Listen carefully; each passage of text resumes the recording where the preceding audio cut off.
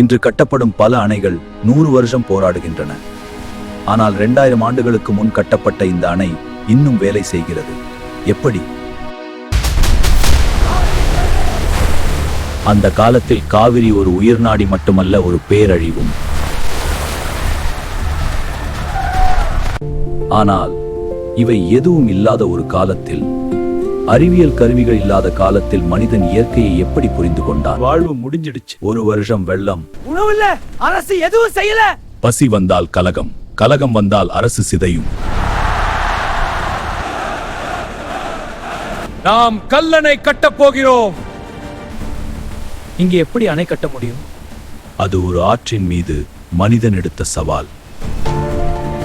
ஆண்டுகளுக்கு முன் தமிழர்கள் எதிர்கொண்ட மிகப்பெரிய பொறியியல் சவால் ஒரு ஆறு அல்ல, ஒரு உயிருடன் இயங்கும் நீரியல் அமைப்பு. ஆற்றை வழிநடத்த வேண்டும். கட்டுமானத்திற்கு முன் ஆற்றின் நடத்தை புரிந்து கொள்ள வேண்டியது அவசியம். அரசே, ஆற்றை முழுவதும் தடுக்க முடியாது. நாம் அதன் வேகத்தை மாற்றுவோம். இதுவே கல்லணையின் மைய சிந்தனை. கல்லணை நீரை சேமிக்க உருவாக்கப்படவில்லை, அது நீரை வழிநடத்த உருவாக்கப்பட்டது. இங்க நீரின் வேகம் குறையுது அப்படின்னா இதுதான் சரியான இடம். கல்லணை அமைக்கப்பட்ட இடம் சீரற்ற தேர்வு அல்ல, அது ஒரு கணிக்கப்பட்ட பொறியியல் முடிவு. இடத்தேர்வு கல்லணையின் முதல் வெற்றி. மணலில் அணை நிலைக்குமா?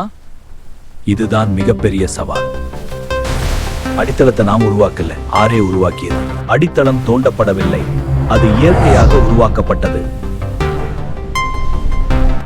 மணல் நிறைந்த ஆற்றுப்படுகையில் ஒரு பெரிய கட்டுமானத்தை நிலைநிறுத்துவது மிக கடினம். இது 2000 வருஷங்களுக்கு முன் உருவான adaptive foundation engineering. Layer by layer அடித்தளம் உருவாகும். இதுவே செல்ஃப் செட்டிலிங் ஃபவுண்டேஷன். அருமையான தீர்வு ஐயா.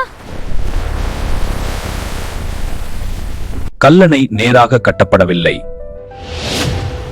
அது அழுத்தத்தை பரப்பும் வகையில் வடிவமைக்கப்பட்டது. நீரை நிறுத்த முயன்றால் அது உடைக்கும். ஆனால் கல்லணை வேறொன்றை செய்தது. இன்று ஹைட்ராலிக் இன்ஜினியரிங்கில் பயன்படுத்தப்படும் கொள்கின்றன. அடித்தளம் இயற்கையாக காம்பாக்ட் ஆனது. இயற்கையே அவர்கள் தொழில்நுட்பமாக பயன்படுத்தினர். ஒவ்வொரு கல்லும் அதன் எடையால் மற்ற கற்களை நிலைநிறுத்துகிறது. இது இன்டர்லாக்கிங் ஸ்டோன் இன்ஜினியரிங்.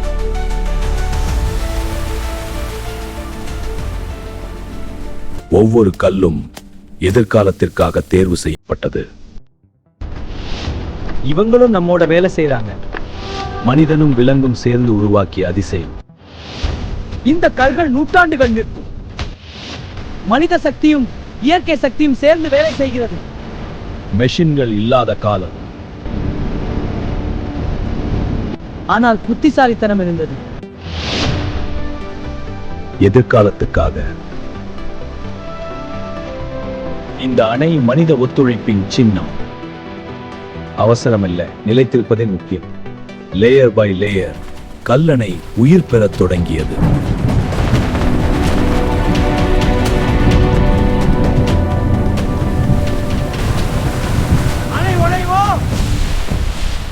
ஒவ்வொரு மழைக்காலமும் ஒரு சோதனை.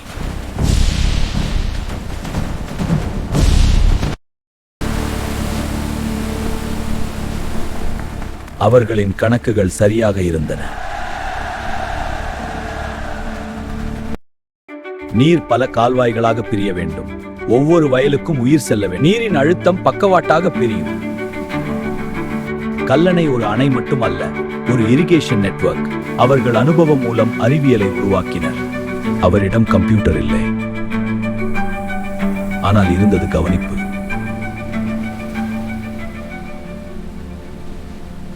கல்லணை ஒரு ஸ்டோரேஜ் டேம் அல்ல, அது ஒரு டிவர்ஷன் ஸ்ட்ரக்சர்.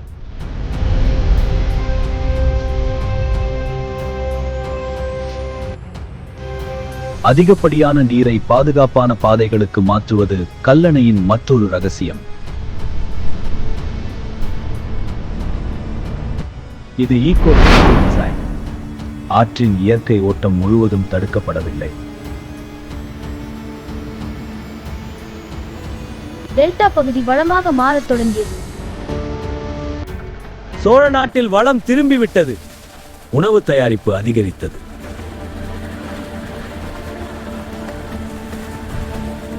ஒரு அணை ஒரு நாகரிகத்தை மாற்றியது. நீர்வளம் செல்வமாக மாறியது.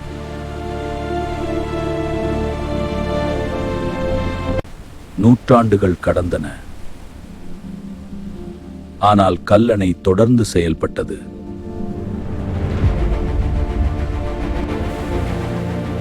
Impossible.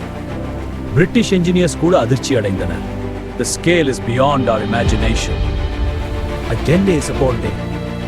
This structure is extraordinary. 2000 ஆண்டுகளுக்கு பிறகும் அது செயல்பட்டுக் கொண்டிருந்தது. தமிழர்கள் உருவாக்கிய தீர்வை நவீன பொறியாளர்கள் இன்னும் கற்றுக்கொண்டிருக்கிறார்கள். இது இன்ஜினியரிங் டெக்ஸ்ட் புக் மாதிரி இருக்கு. இன்று கூட இன்ஜினியர்ஸ் இதை படிக்கிறார்கள்.